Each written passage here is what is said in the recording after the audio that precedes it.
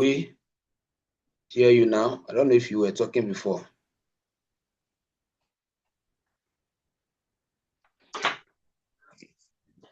Yeah.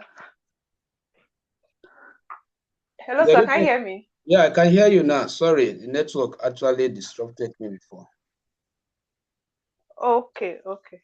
I said the data on my screen is what I use. Okay. Yes, to get total sales. All right. So can we see the page where you did the summary we learned the other time?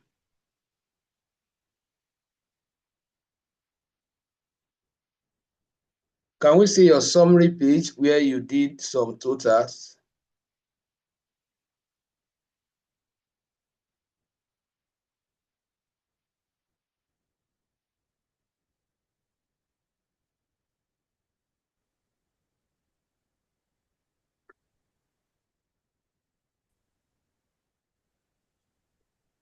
Okay, Miss Mercy, can you hear me? Yes, sir. I hear you now. Okay, so go ahead. So the data on the screen was what I used to get my analysis of there's analysis sheet of total sales of 3.5. But I didn't do average. I forgot. I'm sorry, sir. Okay, can we switch to Mrs. Onyie? Let's also hear from her before we start, please.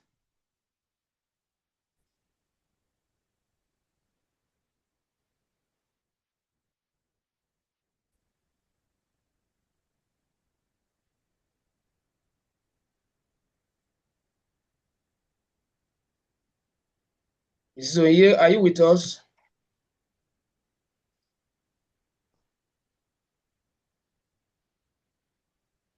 Mrs. Onyie, are you with us? Yes, I am. Good evening, all. Yeah, good evening. Okay, so let's share your screen. I think this should be your screen, right?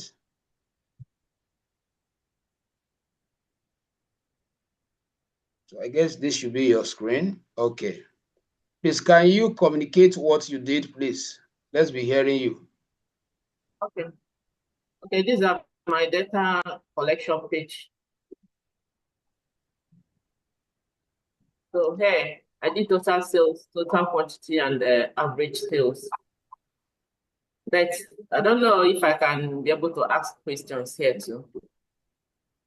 Okay, so quickly go ahead with your question. Let's see if we can attend to it before we start. It just like why I was doing it there.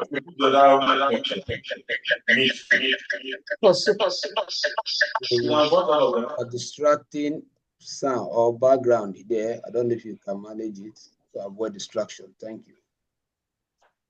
Like here now, let me just delete it and use it to ask the question. If I do import to here, okay, I'm going to this page now to click on the total sales. Or do I need to click the FX first? Because if I'm adding it up, after each one is going back to the data analysis page. It's not what we did that day. Can you see it now? You shouldn't use this method to handle the assignment I gave to you. We use a Excel query method, not this inbuilt function. We only use this when we were adding just few numbers.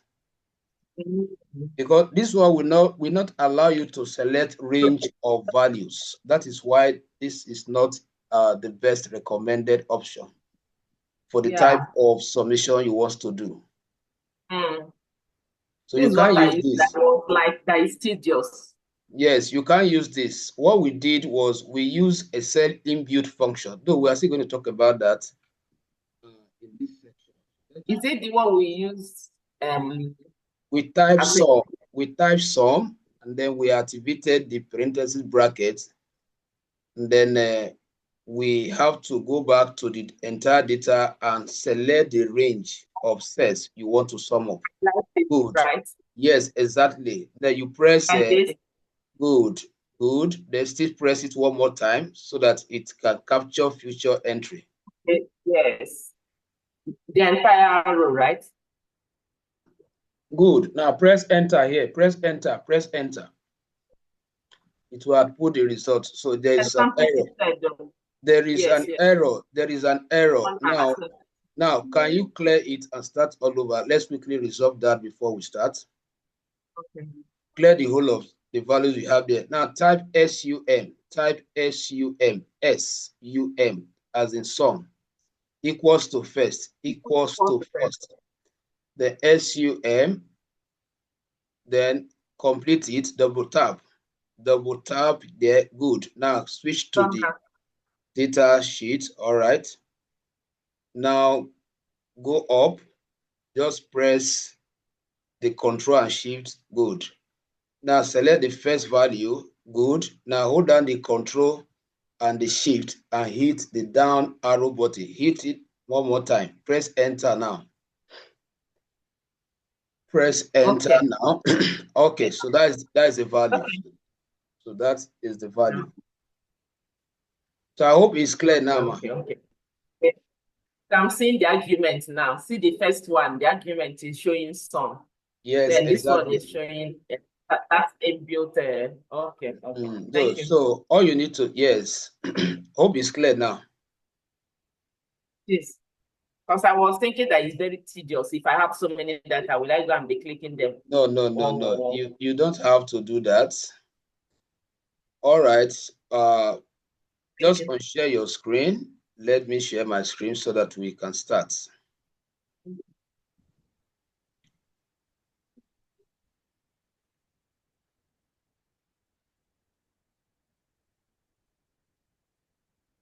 All right. Good evening once again, everybody. I welcome you all to this section. So I understand that some people are just joining us for the very first time. So we'd like to hear from them, brief introduction, so that we can know ourselves. So Mrs. Augustina, please can you unmute and introduce yourself to the house? Hello, everybody. My name is Augustina Okeleke, one of your new students. I'm happy to be in your midst. All right. You are welcome. Welcome, August. Thank you. You're welcome. Thank you. You're welcome. Thank you. All right, so we can mute now so that we will not have side distraction. But please, while the lecture is going on, we are free to make use of the reaction button on your Zoom panel just to indicate that you have question or something is not clear to you that need to explain. So once I see it, then I will know. But at some points, I will stop and ask questions. So just make sure that you are documenting your key points. So you should have your writing materials with you to note down some important points. Though we are going to get the recorded video at the end of each class that we can always go back to refresh ourselves. All right, so what we did in the last class, so when we are through with this session, Mrs. Augustina, I am going to forward to you the class because this session actually started last week. So we had a lecture on Saturday and also on Sunday evening. So I'm going to forward you the video link so that you can go through them. They are just introduction, more of defining what data analysis is all about, the various types of data analysis, and some application techniques for data analysis. So I just want to assume that the main class is starting tonight. So it's a video you can actually go through. And then if you have questions, please help me to write them down. And then probably tomorrow class, you should be able to bring them up. We will attend to them. All right. Hope you get that, ma. Mrs. Augustina. I just want to clarify if you got what I just said now before I proceed. Okay, let me see. It's like, all right. Thank you very much. Thank you very much. All right. So this is Digital Z Hub, an online platform where we offer training across various technological programs. So my assignment this evening, we just want to go a little bit further. We have some topics that I want to actually focus on, which still fall within the fundamentals aspect of this program called data analytics.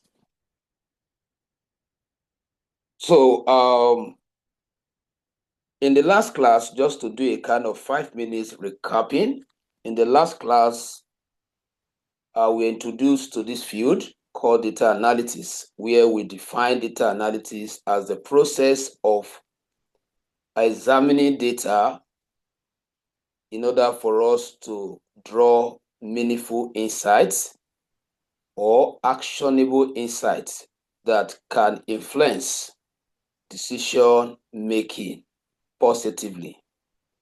We also established that the role of a data analyst is to be able to process data and identify trend, pattern, and outliers, which are used for smart decision making.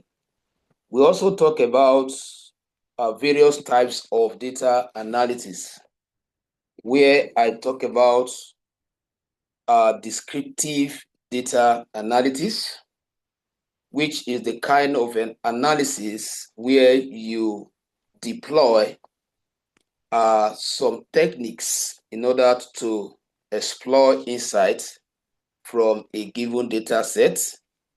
And I told them that that kind of analysis will always pose a question, which is known as what happened.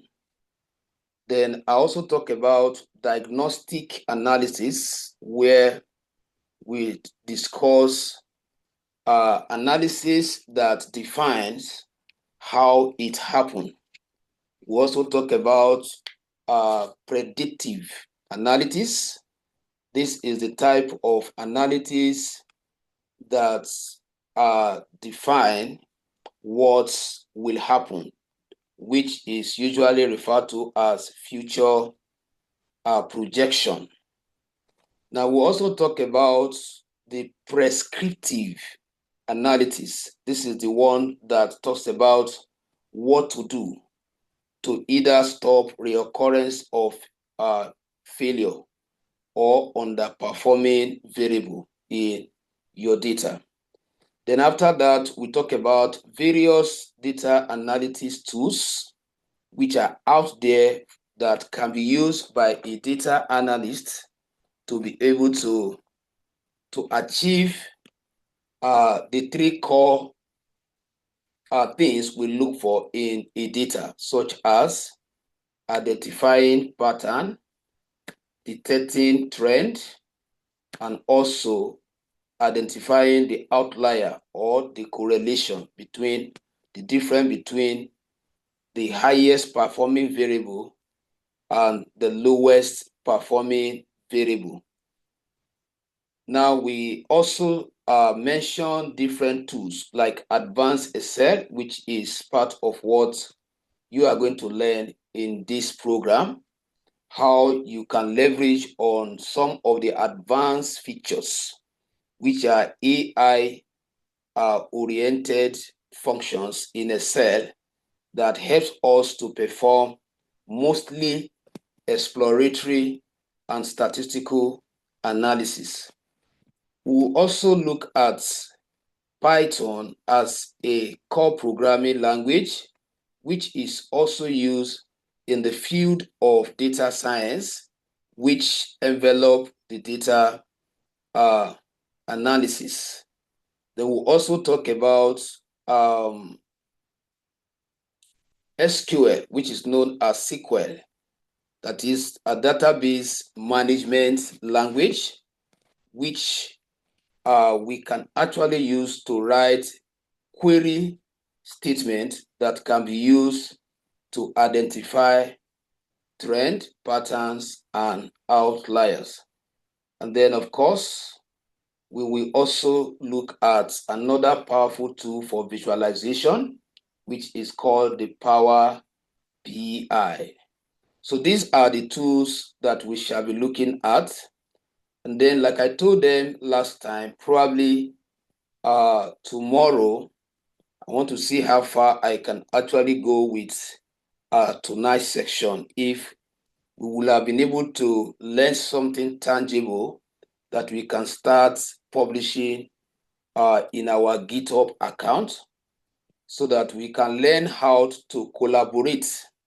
Because with GitHub account, we can actually synchronize all our work. So we can work from the same platform.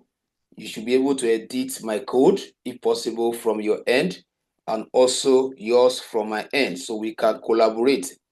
Now, seeking for online jobs, there are platforms you need to master. And that is the reason why those platforms are factored into this training. So I will also be introducing us to these various platforms you need to master, because peradventure you are given an opportunity to work, it is expected that you understand how to work around or how to navigate around these platforms for you to be able to collaborate with other team members. Okay, so we started with Excel Basic as the first place we need to start from as data analysts. Now, I told them that Excel is a powerful spreadsheet application which has a very large library. That is, it has a lot of functions stored in its spreadsheet or the framework. So let me prompt us to see the Excel interface. So this is Microsoft Excel. So now we took our time to identify some of the key components that makes up Excel interface. So when you go through that video, I'm going to send you the link. You'll be able to understand in details. So what I want to do, I'm just trying to, paraphrase on what we did in the last class so that we can be on the same page, and also to serve as revision to those that were in that class. So this is Microsoft Excel.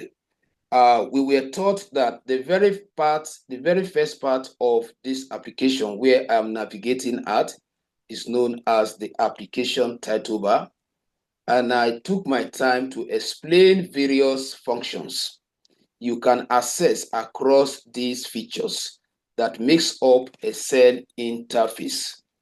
Now, we talk about these buttons, go through the video, you understand them.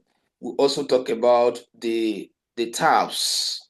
I told them that all these are tabs. You can see that as I am moving from one tab to another, you keep seeing different instructions or command popping up on the tabs properties bar. So in other words, the whole of this section where you notice changes as I move from one tab to another is known as the tab property bar. So the main function of it is to help us to view the content under each of these tabs. Now, I also explained to them that the combination of the tabs and the properties prompting, it is called ribbons. And that is why this button is called ribbon display option. That is why you can select this. It will hide both the tabs and the command. If you want to bring it back, just come here and click, and then you have your tabs and the command back. All right. So we also talk about the formula bar, where you have the A1 and where you have the FS.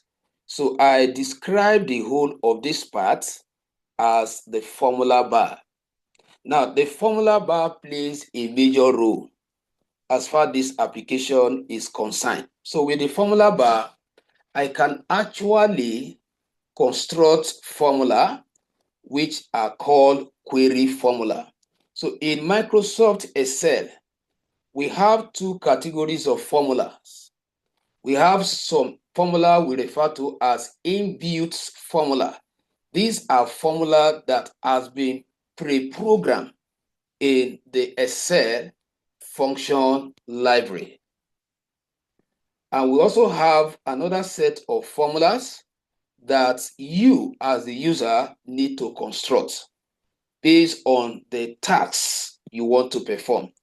For example, if I have 9,000 here and I have, let's say I have 900 here and I have 800 here, and I want to sum them together, I can achieve it using any of the two type of formula I just mentioned. Is either I construct my query formula, because the term query in database management system means a function you are writing or giving the application to perform certain tasks for you. So in this case, I want to write a query formula that can sum up these two values for me. Now, in Excel, there is a rule, or there are rules for dealing with data entry on the worksheet. Now, when you are dealing with label in Excel represents what we know as string in programming generally. Because in programming generally, the term string means text-based data type. So when we get to Python, we will expatiate on various data type.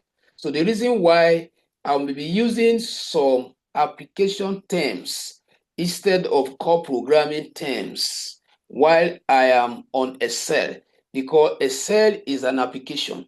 It is not a programming language, though it was developed with a spreadsheet language called COBOL, which can be expressed as common business oriented language.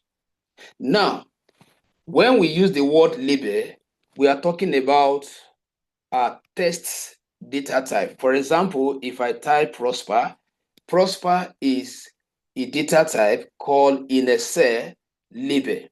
Now, if I type just like the way we have 900 and 800, 900 is not a label.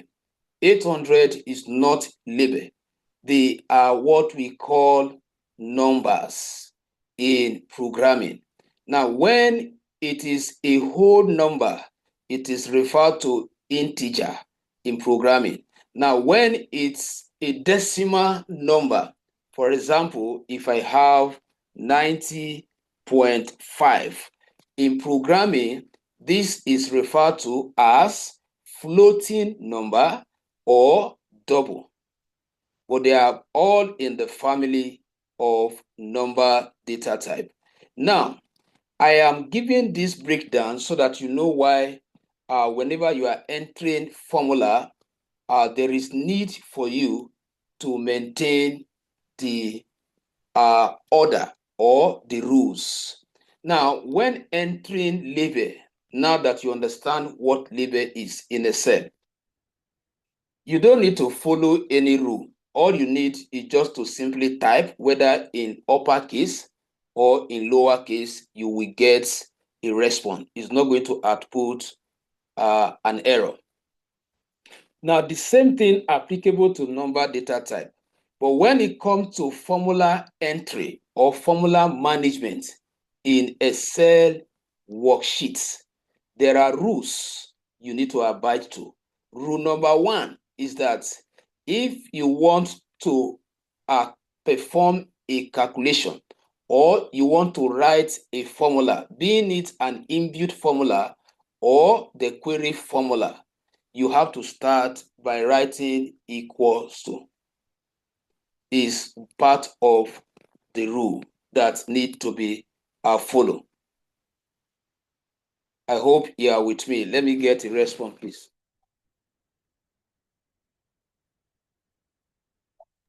Yes, sir. Are we following? Please let me get a response, please, from one of you. Yes, we are. We are following.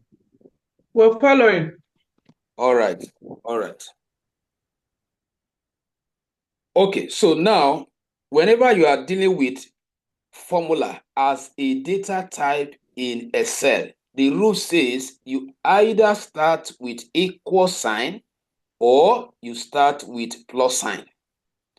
Now, but most time, I do recommend to students that they should not use plus sign. I will tell you the reason in a moment.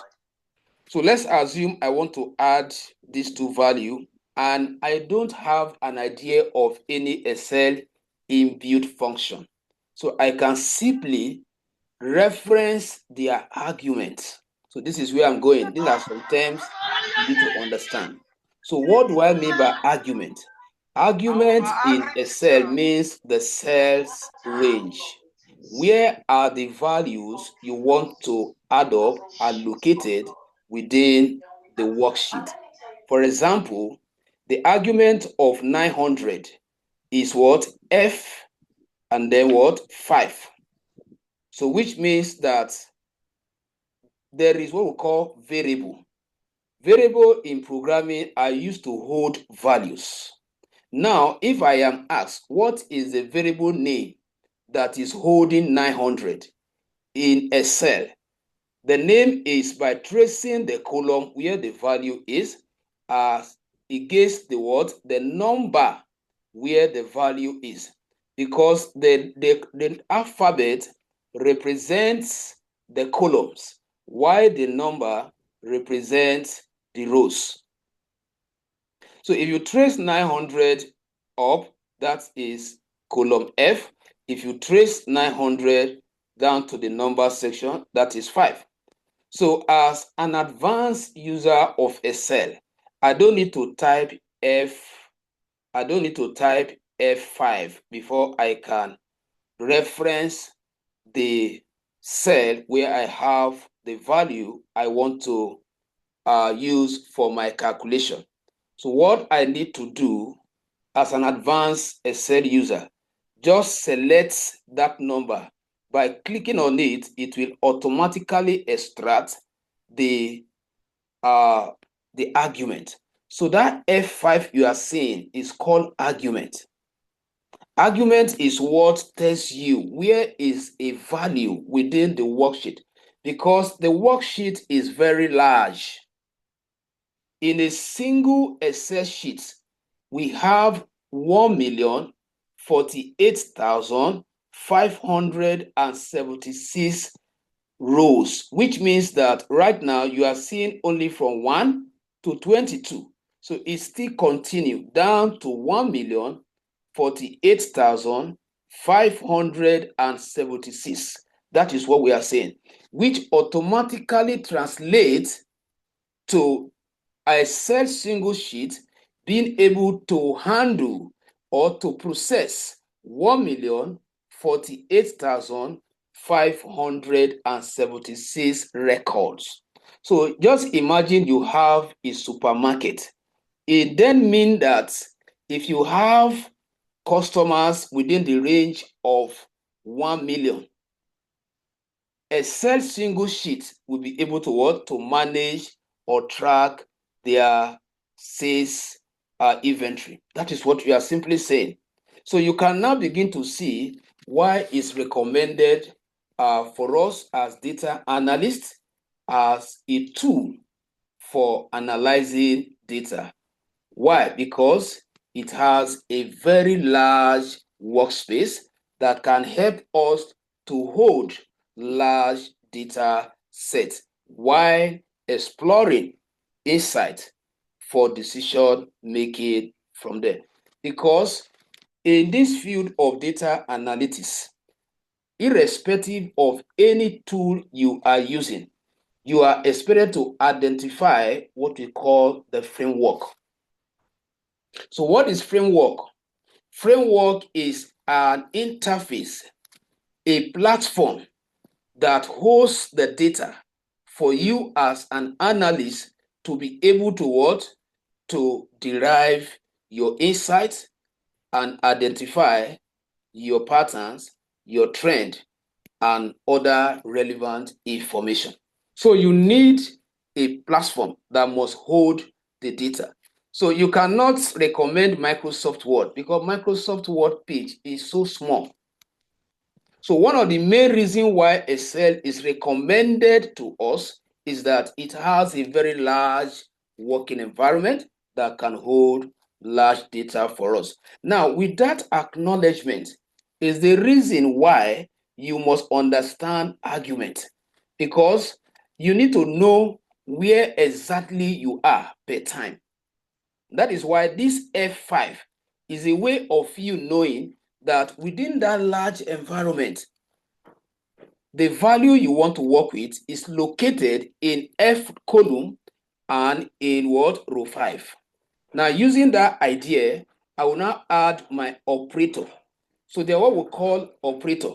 Operators in Microsoft Excel, they are special signs or symbols which are used to join this argument together when you are constructing query functions or query formula in Excel. So that is what operators are. In this case, I use plus operator. I use plus operator. Please just give me 1 minute.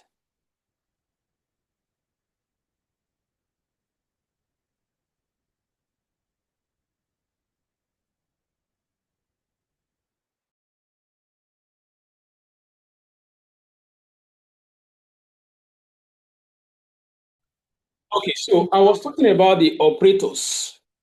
Now, you can see that for me to be able to add 900 and 800, I need to what? Join the argument with an operator. So in Microsoft Excel, we have 3 types or categories of operators. We need to understand their function. We have arithmetic operators. These are simple mathematical signs that we all know: plus, minus, times, division. All this falls under arithmetic operator. Now, we will need all these operators when performing simple mathematical what? Calculations. Now, we also have another category of operator which are referred to as logical operator. Logical operator. Now, logical operators, they are statement-based operators. They are as an operator we use in assigning a value. So the best, just imagine you have list of customers and you want to probably reward them based on their performance. So then you are going to be using operators like at. If a customer purchase a product above certain value, the customer should be assigned a car. Now, if a customer purchase an item above certain value, that customer should be awarded maybe another item. So for you to write that kind of statement that will tell Excel to know what to assign to an item or a customer, you will definitely need a logical operator. That is where we have if, not, or, at. All these are logical operator. When we start the main analysis, you will see some of them coming to play. Now, we also have the third category of operator that we work with in Excel when performing calculation, which is called relational operator. Relational operator, as the name implies, relational. These are operator we use in comparing variables. That is to compare value 1 to what? Value 2. An example of this type of operator, we have a greater than, less than, equals to. So I just want us to understand the concept of what we mean by what? Operators, because I just use one of them now, which is plus. Now, once I have inserted my operator, because this operator triggers the action, it is the operator that will determine the result you are going to get. For example, if I put minus there now, or negative operator, it will influence my outcome. So once I have called the first argument, that is F5, indicating where the first value is, and I want to add it to another cell value, which is what? 800. So I will have to go back and click on that, and then you will notice that Excel will highlight the two value with different color, which is an indicator that, or indication that you have selected what? Two different numbers. Now, for you to execute the command and get your expected result, you simply press enter. So you will see that Excel has calculated. Now, this is where we are going. If you are asked right now that how did you got this 1,700, what type of formula did you use? Can somebody unmute and tell me what type of formula did you use to derive this result?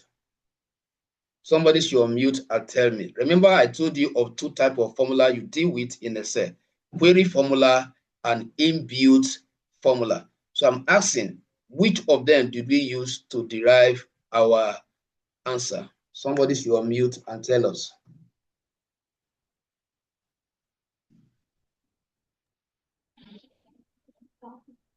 I think it's query formula. Good. Can someone else second it? Is she correct?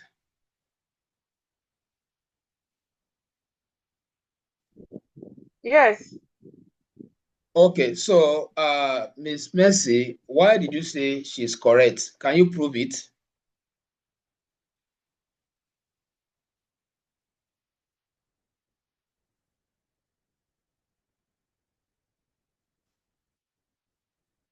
You have run away.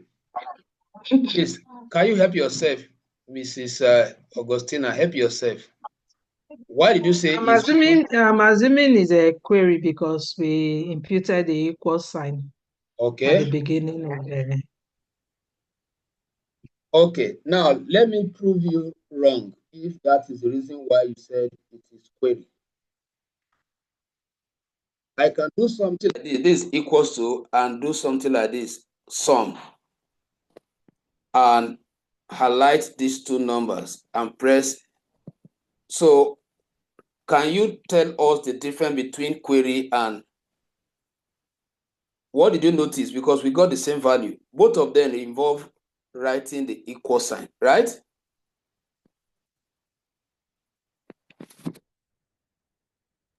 Yes. What actually makes it query formula? Mr. Alfred, if you can, okay. Mrs. Augustina, you want to say something? Okay, go ahead. We are hearing you. I don't want to say anything, no. I just submitted. Okay, so let someone else help you out. Mr. Alfred, Mr. Alfred, Yeah.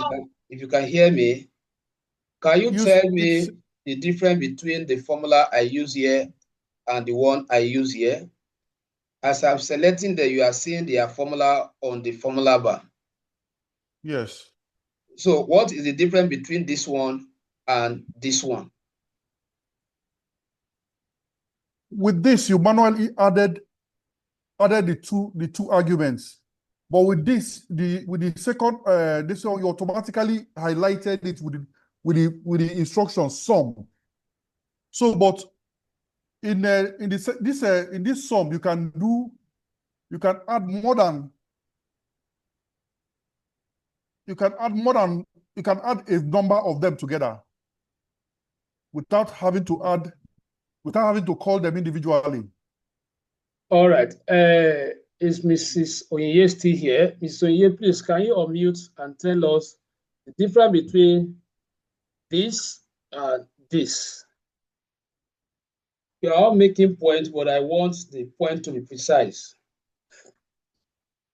What I'm looking for, the term I'm looking for, you guys have not mentioned it. So yeah, are you here? Please, can you unmute and tell us the difference between this and this?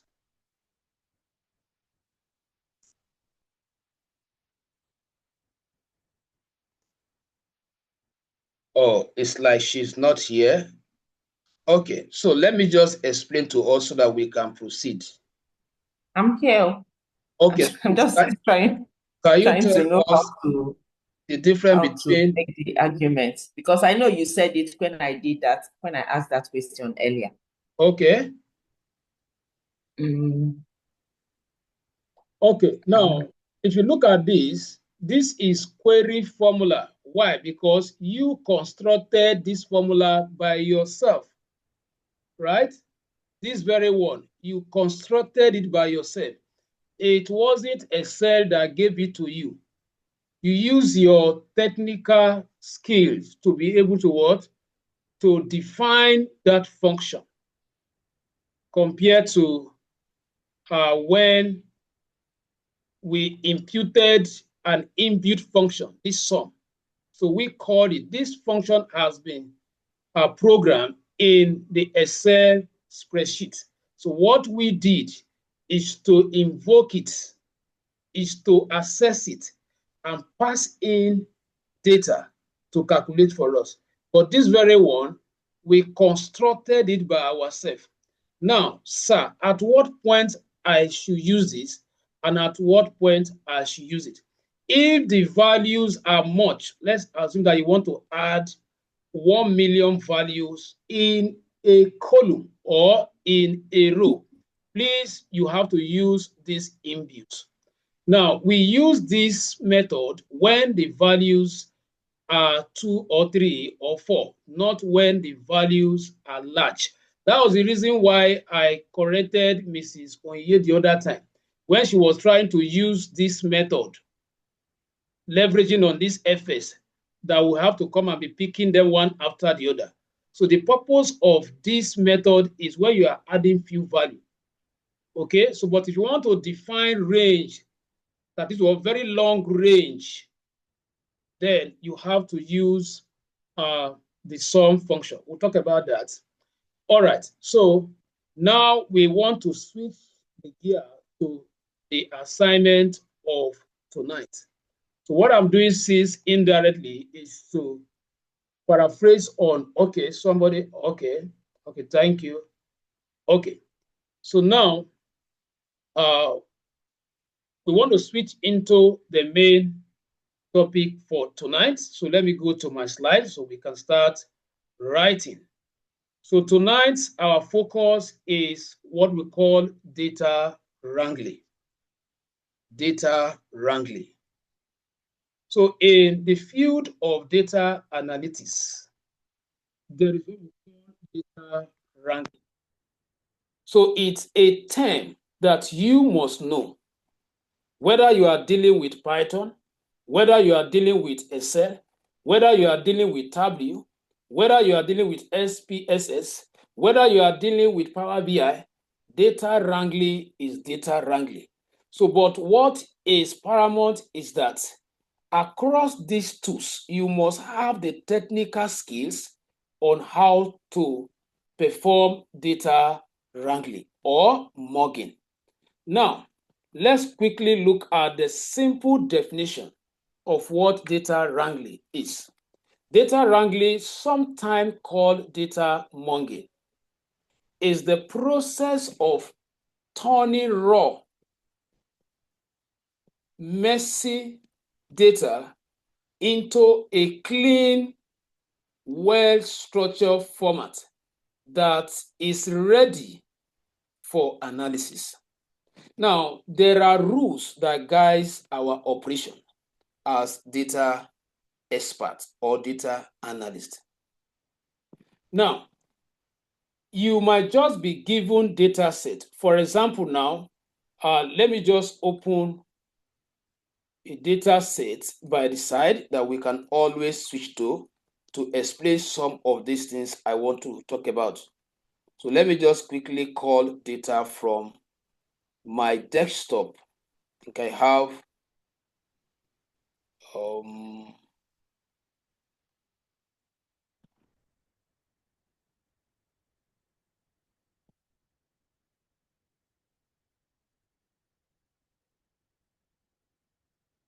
let me just call the data. I know I saved the data somewhere here. Okay, so I already have it.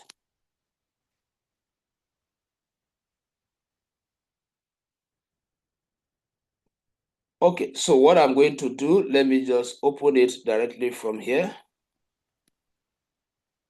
Open with Excel.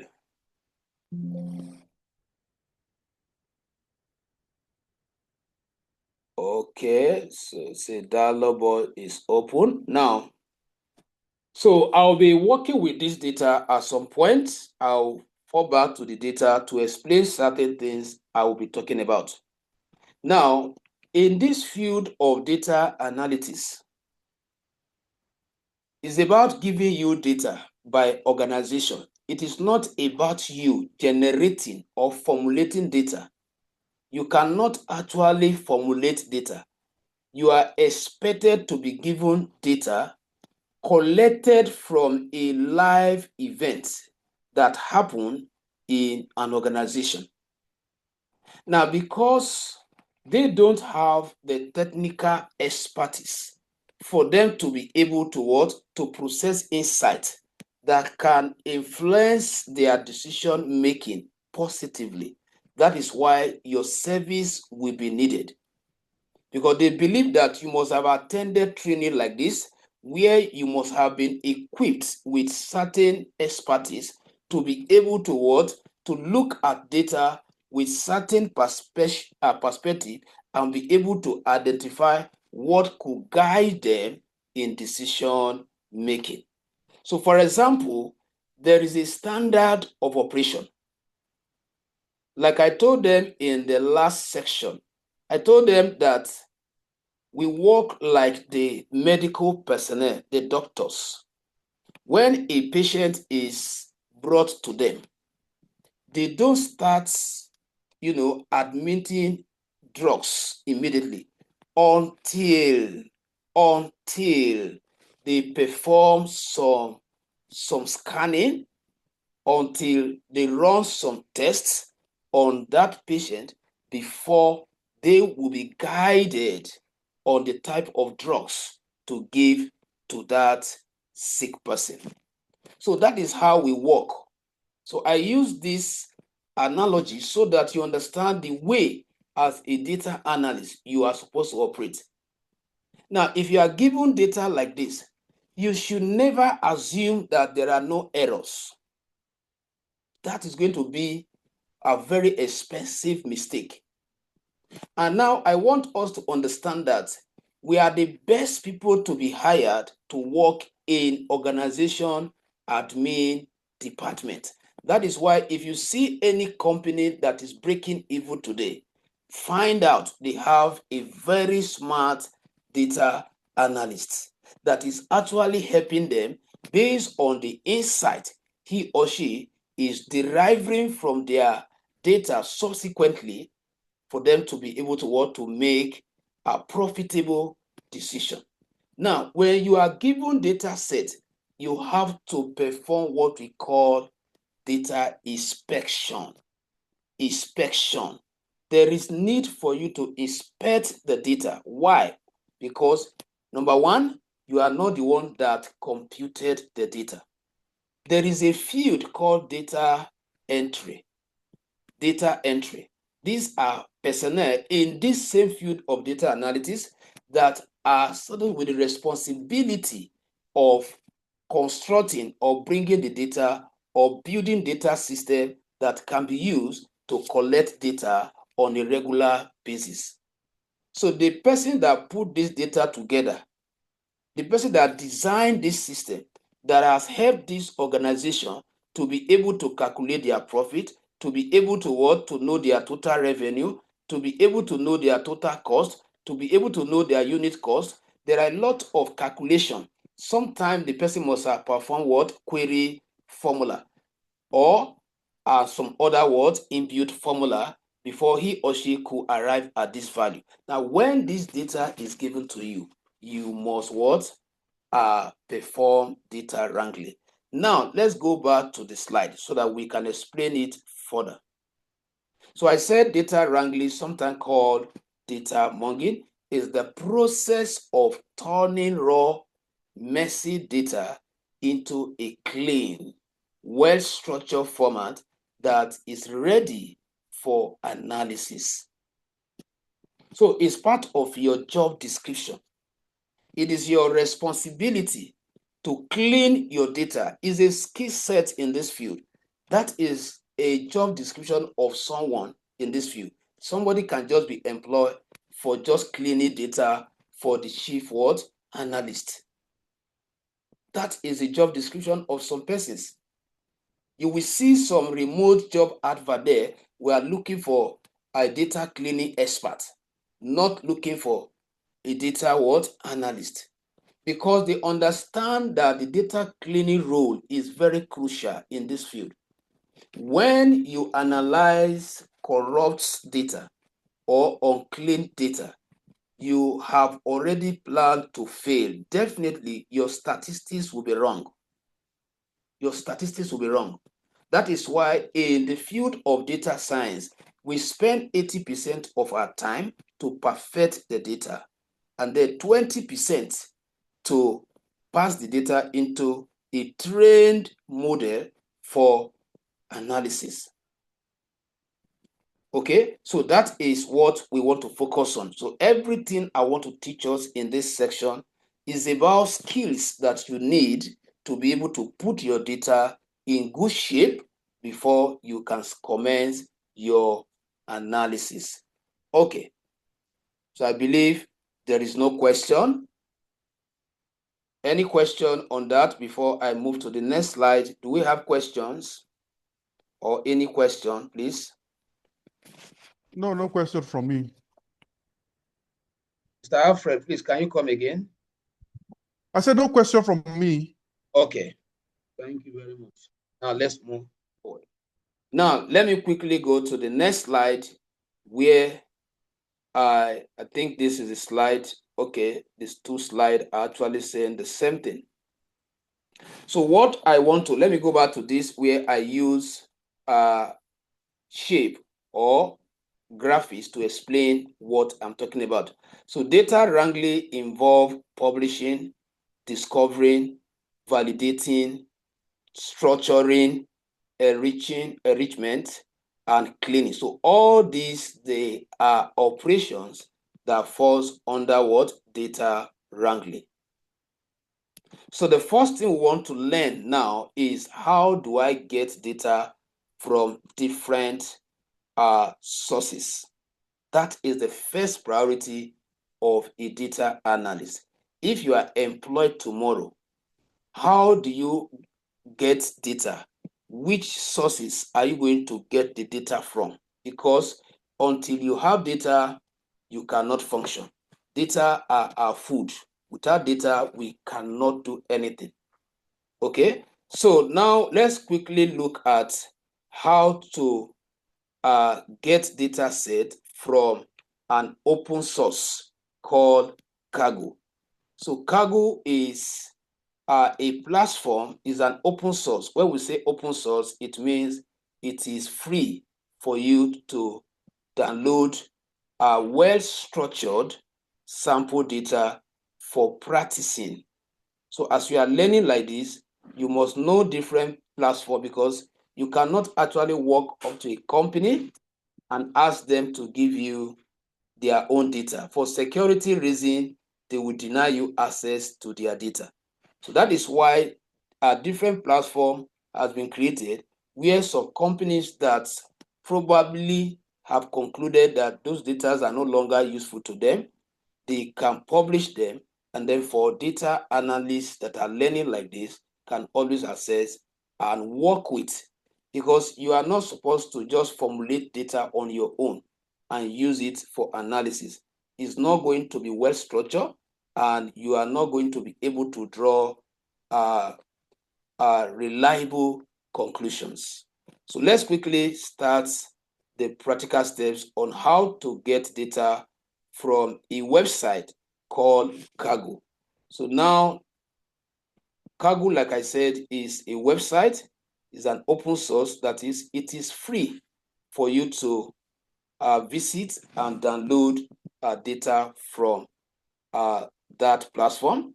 But there are still a couple of things you should know how to do, because most data that you have there, they are zip data. So I'm going to show you how you can download a zip file and how you can unzip it, and how you can also change the format to a more suitable format based on the tool or the development environment you are using.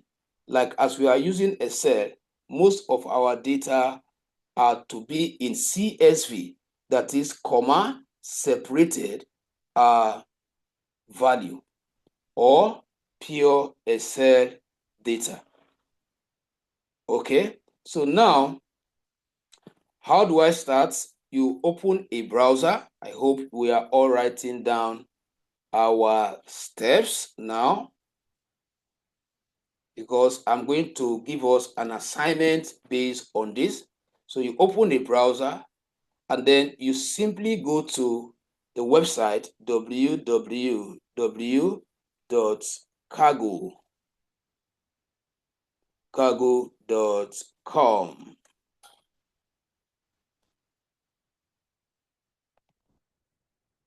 So you can actually learn some of this program there, but our purpose of going there is for us to get data. We are not going there to learn. So you can see that what level up with what largest AI and machine learning community. So you need to create an account with them to allow you to download any data from this platform. And all you need to create the account is an email address. So all you need, if you don't have an account with them, you simply click on register.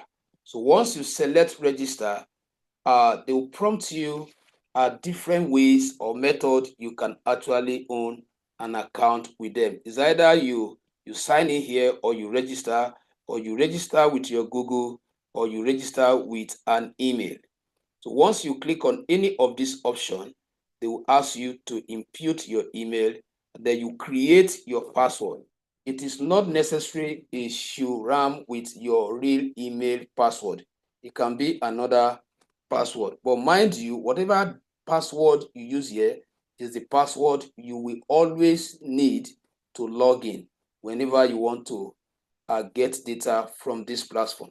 But I think I have an account with them already. So I will just go to sign in with this. So I will type the account. I hope this is the account.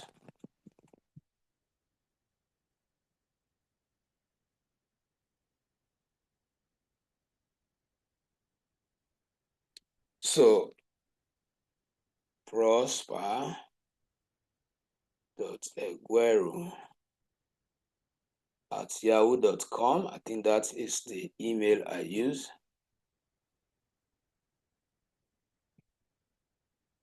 Yeah. So with this, this is my, so I can save it since it's my computer. So now I have access to this panel where I can actually specify what I actually want to do here. So if you want to probably learn other things, you click on the code interface. From here, you can, practice coding directly from here. So you go to data sets. Now, one thing about this platform is that what we call data documentation. So anytime you want to download data from this platform, please take time to understand the data, because every piece of data they uploaded here, they must have explained it to the list in a way that you can have an insight of what that data constitutes before you can eventually download it, which means that you are expected to look at the data contents, whether it's a data that can actually help you to derive effective insights. So for example, if you need to define the type of data you want to actually download. Let's say we want sales data. So I can just come here and type the category name of the type of data you are looking for. If you type healthcare, it's going to bring healthcare. So these are some of the recent keywords I use to search for data here. So for example, if I say want to go with sales, so once I click, it will bring out different sales data. You can see it across different pages. So if, for example, you have gone through all the ones in page 1 and you couldn't find the data structure or the type you are looking for, you go to page 2.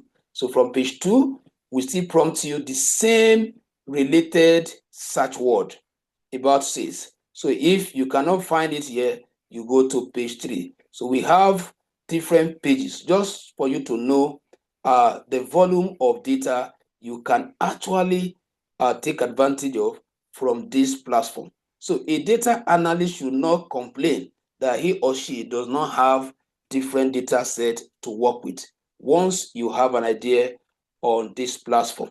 So let me quickly go to, let's take this one, online sales data. Now, any particular data you want to download here, once you click on it, they will prompt you the documentation. That is what? The explanation about that data. Now, if you go down, you see about the data. So this same order, these are projects. Some of them are project uploaded, just like GitHub by some, practicing data analyst. Because the order is that if you want to present your data, you are supposed to brief the stakeholder, people, the audience who are ready to listen to what you want to say. You are supposed to educate them about the data you are about presenting, the insight you derive.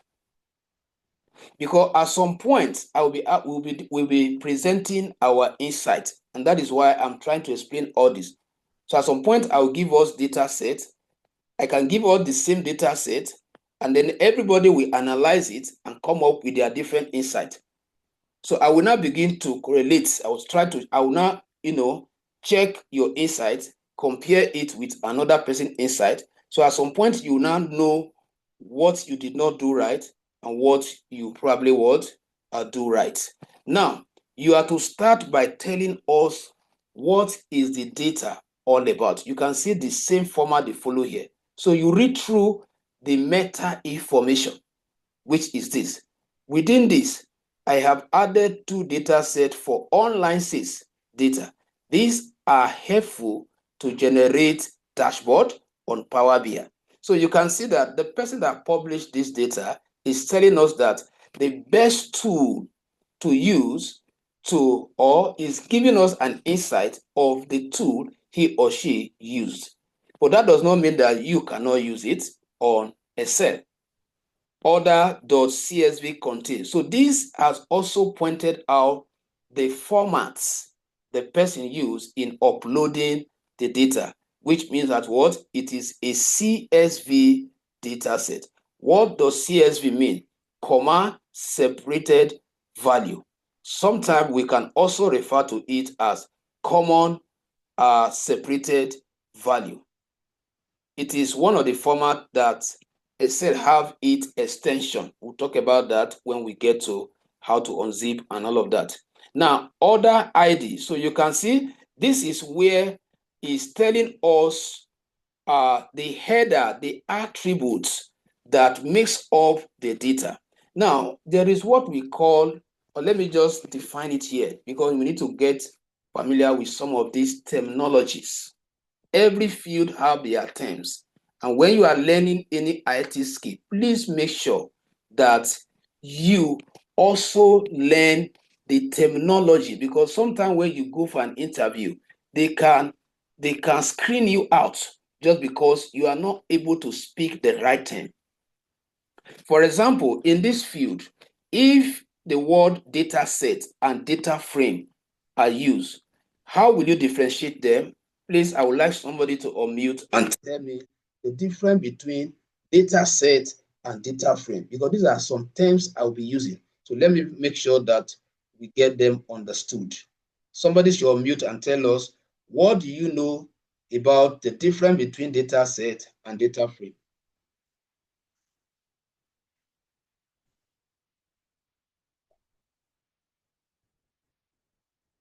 Who is helping us? Should I call name?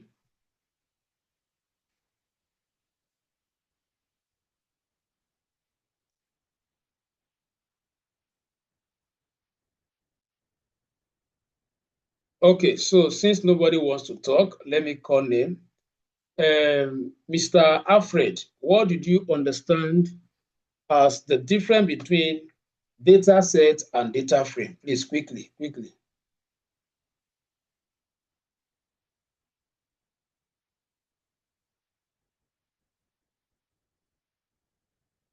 Can Mr. Alfred hear me?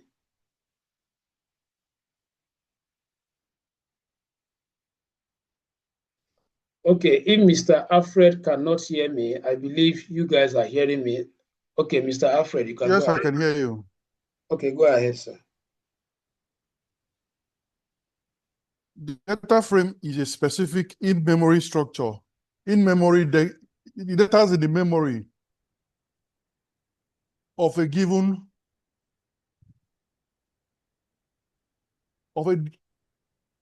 the data that you have already imputed in the memory of a given analysis which you want to conduct. Like say, okay, fine, a data frame is is a collection of data inside an already existing I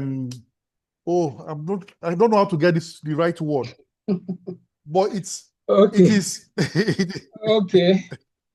Mr. Alfred, you're actually struggling with the definition. It seems as if you have an idea, but you don't really know the differences. So that is the reason why I don't want to ask you. It is good we are going this way so that I can break it down. So let me also find out from another person. Mrs. Augustina, please, can you tell us what is your take on the differences between, or the difference between data set and data frame in this field?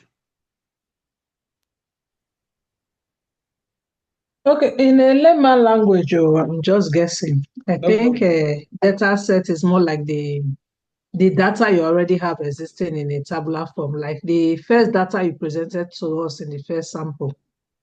I will refer to that as a data set. That's that 800, 900 in that Excel. Okay. Then for the frame, I think the presentation could be referred to the way you presented it. Okay. Mrs. Onye, you know I'm going to come to you. Oh yeah, please, can you help us out here? Let's get your view as well. I think data sets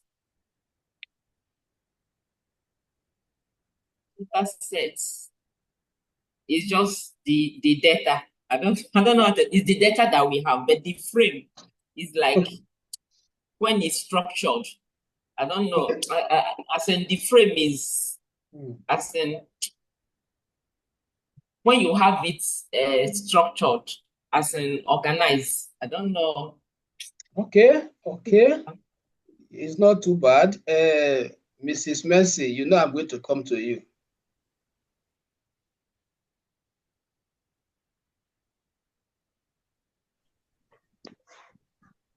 Hello. Like what I understood, data set is just the collection of data, the data you collected, just like Mrs. Oye was trying to say. This thing we inputted, the last assignments we did, those were the data we collected. Then the data frame, I could say, is the installation of those data we collected into worksheets or analysis worksheets. Hey. Now, this data frame and data set is actually dealing with us. No problem. All right, so you can. The data set is okay. Mr. Prosper. The data set is the generality of all the datas, but by the time you frame them, or by the time you structure them, it becomes a data frame. When they are structured, when it's structured accordingly, it becomes a data frame.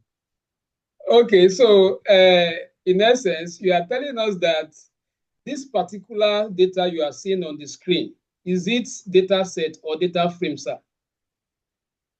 It's a data set. So at what point it will become data frame?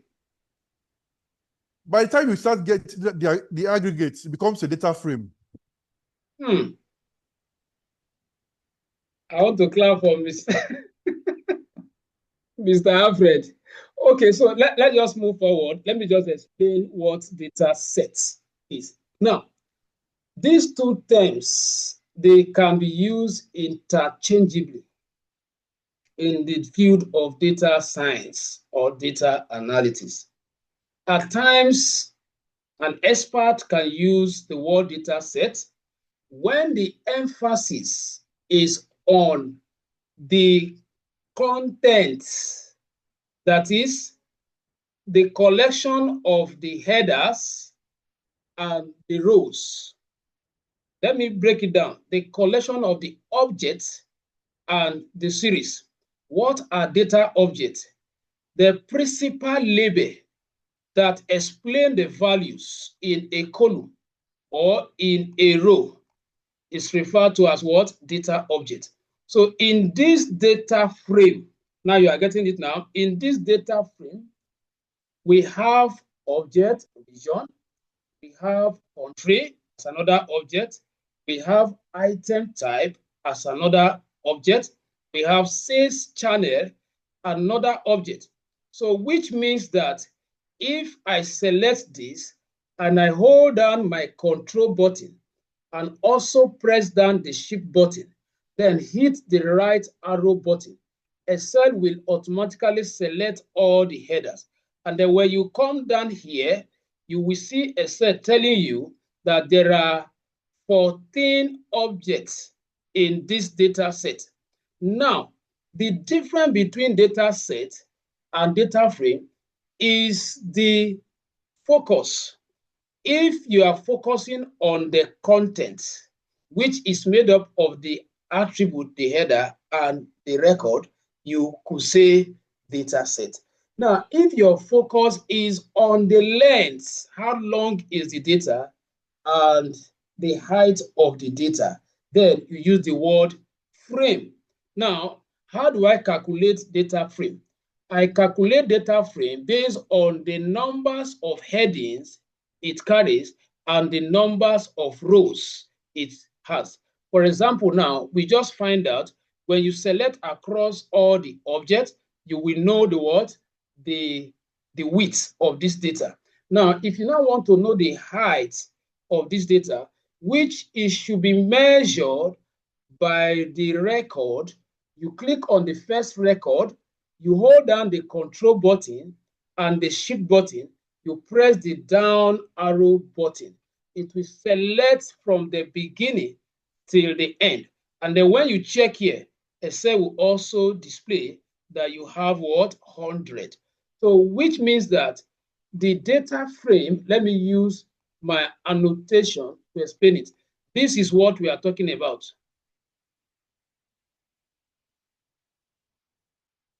So if my emphasis is on knowing the width of this data, then I'm going to use the word data frame instead of data set. Then we measure data frame, like I said, by the record, the numbers of record in that data set.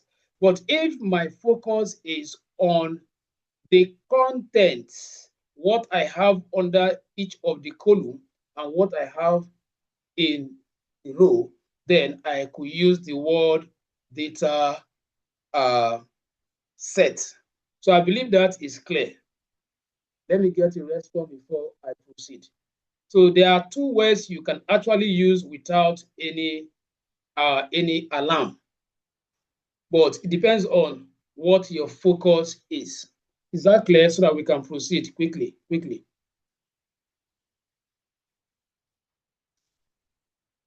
Is that clear? You can use the comment section. I just want to get a response before I proceed. Is that clear?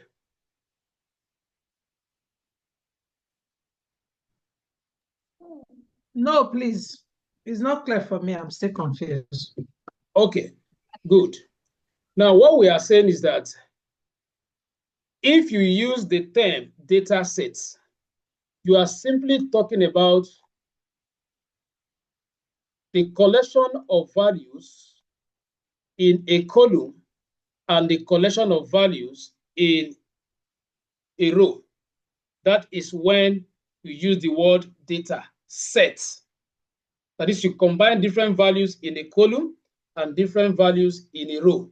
Now, if your emphasis is on the length, how long is the data, which is measured by the number of headers. For example, now, if I want to know the data frame within this selection, I am going to count region, I'm going to count country, item type, sales channel, and other profits. That is because I am interested in knowing the length. That is when I will use the word data frame. Now, if I just want to know the content, the values here, the values under the columns, which I use in measuring the framing of the data set, then I can use the word data set. I don't know if it's clear to you now.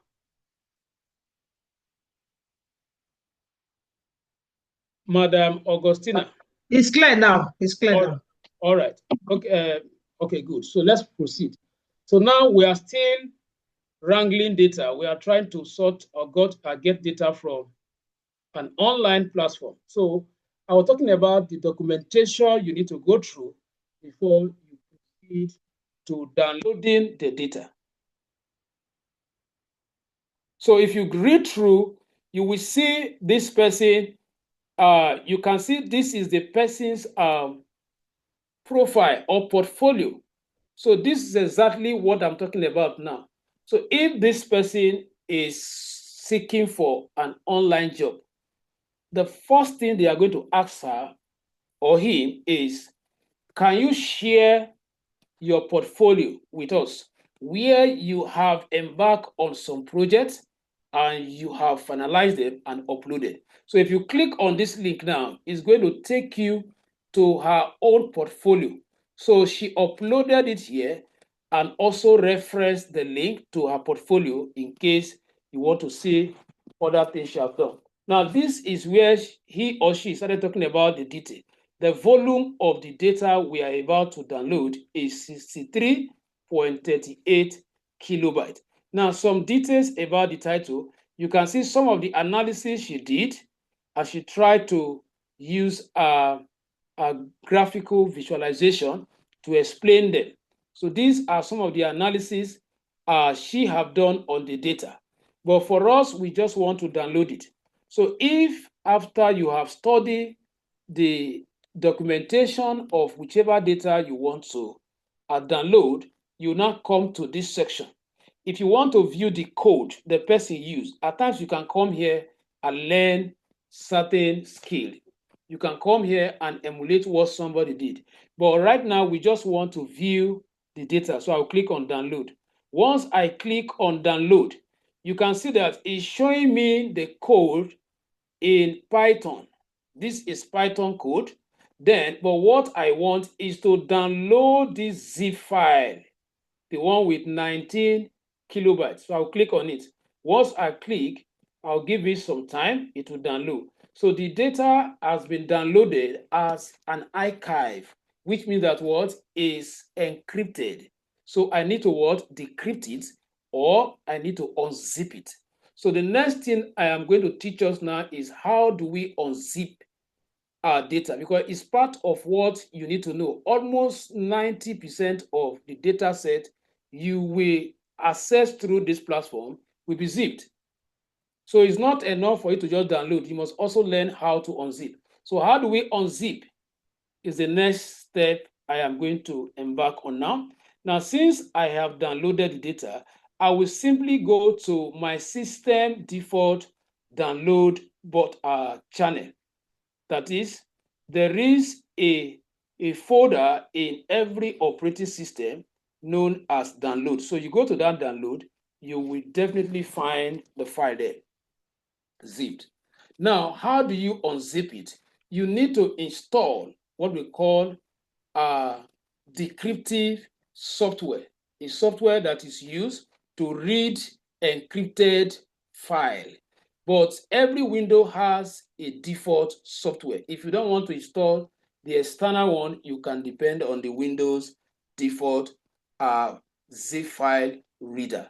Now, but in this case, because your own might not show this icon, if you have not installed WinRAR. So I install WinRAR.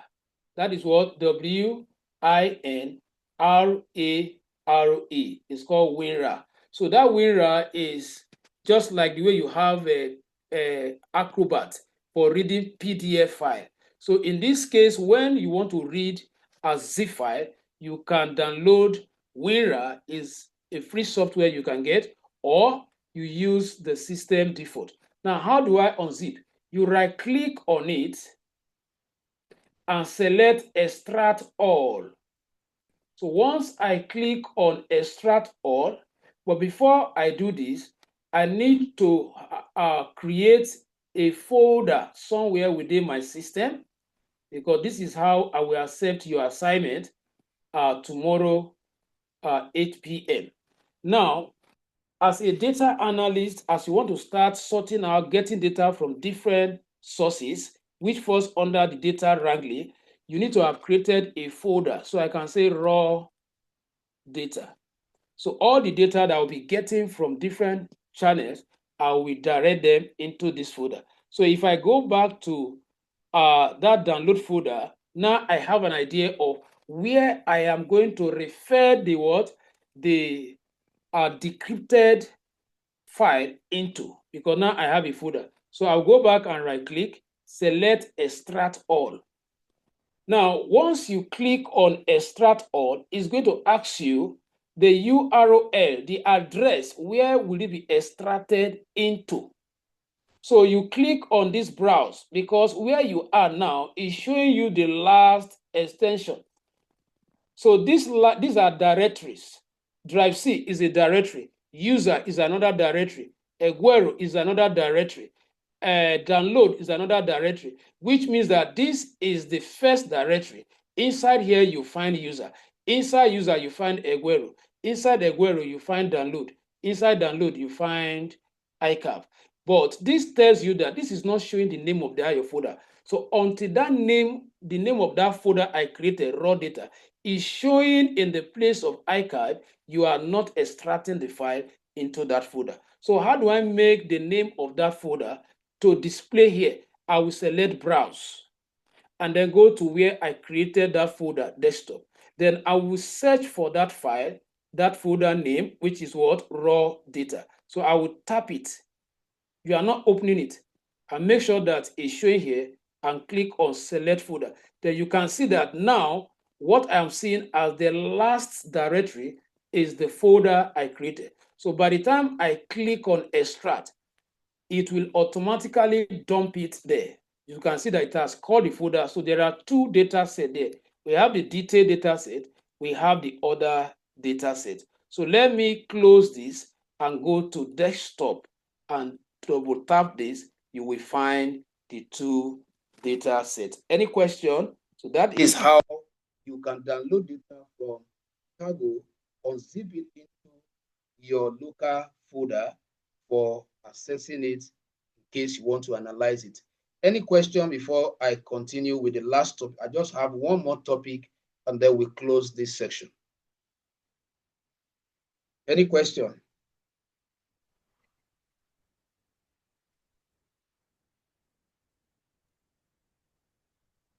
No question. No question. Okay, No somebody actually said I cannot see the screen. Mrs. Oye, can you see my screen now?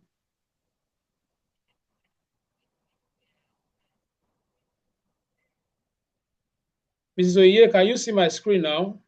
You sent a message that you cannot see my screen. I want to confirm if you can see it now before I proceed.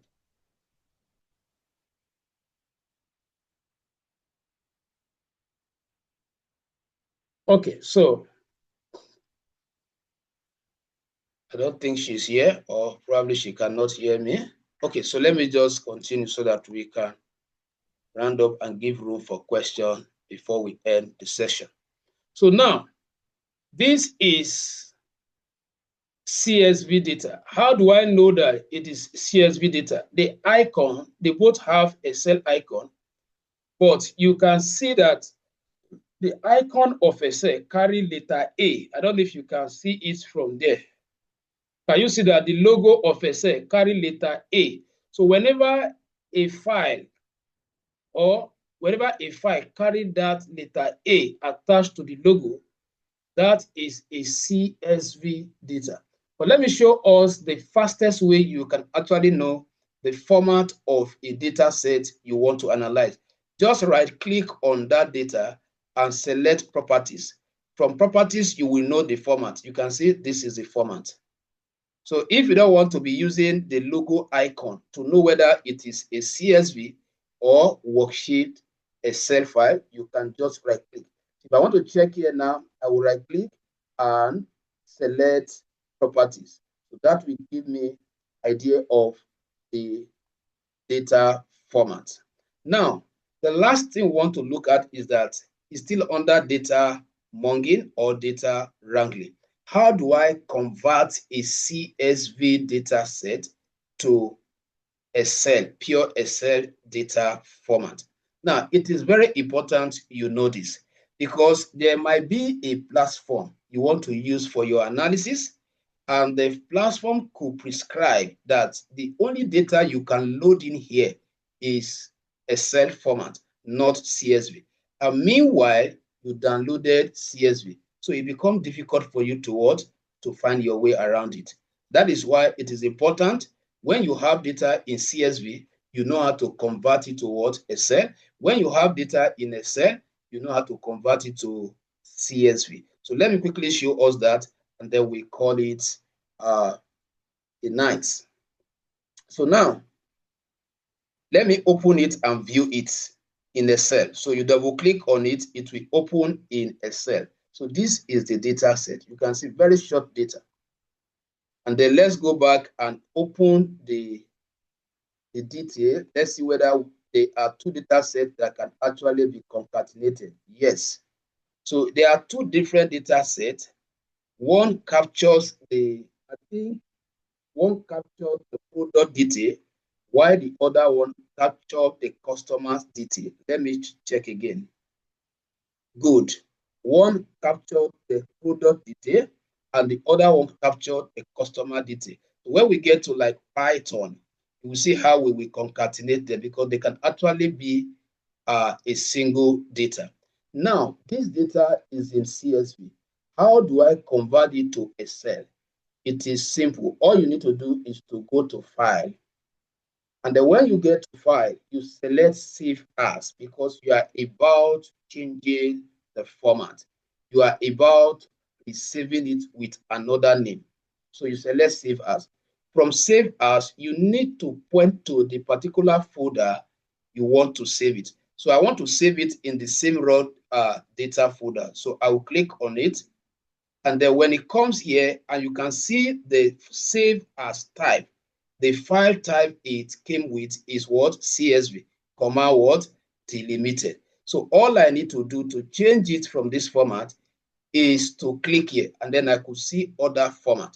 If I want it to be changed to HTML or XML data or CSV, Unicode transform formatting, or any of this, but we are converting from C or to PDF.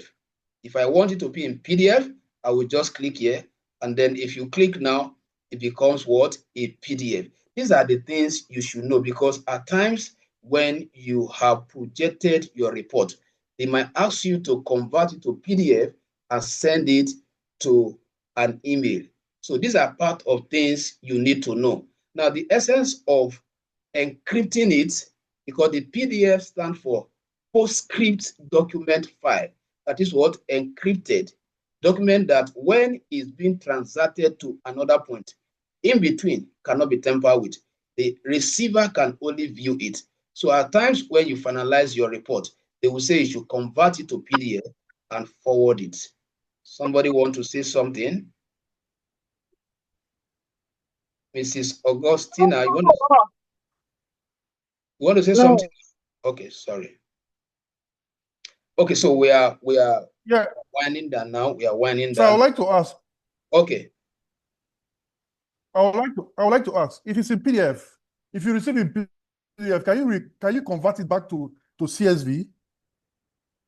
Yes, if you want to convert it back to CSV, you may need to probably, now you can see it now. If I bring it back here and I select here, I can't see the option. So you may need to use what we call editable PDF file. There is an editable PDF program, the one that can enable you to convert back. But this particular one is just for reading. Is that clear, sir?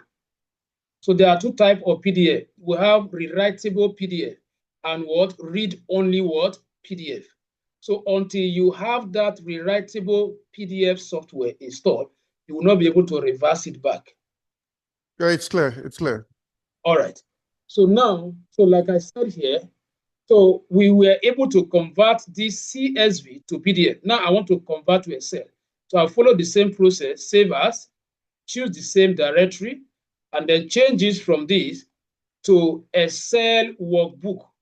So the moment I save it and I go back to the folder, you will notice that they both have different icons. Look at the one of Excel. It's having those hamburgers in those three lines instead of having the what? The A. So that is how you can actually differentiate a CSV file from from an Excel file. So this is where we draw the curtain, and then I'll give room for questions on what I have taught us so far. If there's any question, please feel free to ask. This should be an interactive class. Like I told us, it's training and mentorship class. So there is room for us to ask questions. So the reason why I'm a bit fast, because these are fundamental things. By tomorrow, I think I may have to shift the GitHub class to next Saturday, so that tomorrow we can still focus on some analysis. So tomorrow we are going to focus more on analysis, how to clean this data and how to start, performing some descriptive or exploratory analysis on this data. So, but what I'm going to do is that I will send all this data to the group, because this is data I would like us to work with. And then you download it in your laptop and study it between now and tomorrow. Then your assignment is for you to register with Kaggle and download not less than 3 different data sets. Store them in a folder. so that in the course of the class, when I give you assignment, you can reach out to any of them to implement your assignment. Please question, please. If there's no question, so that we can close and prepare for tomorrow. Questions, please.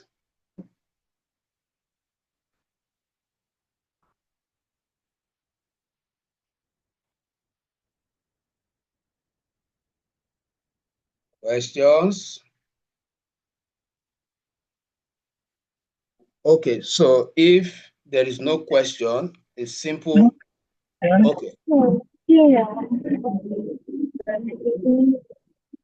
Mrs. Augustina, you want to ask question?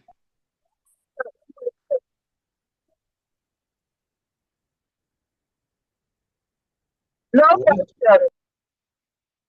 Okay, no question.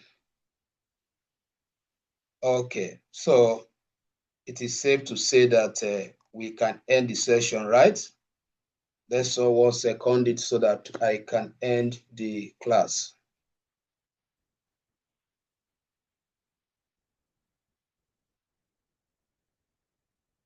Mrs. Oye, are you still here?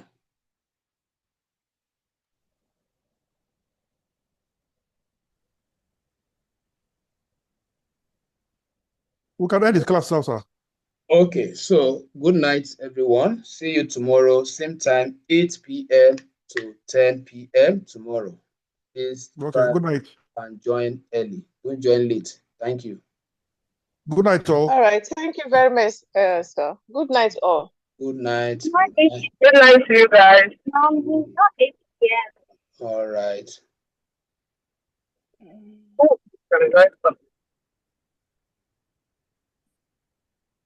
Okay,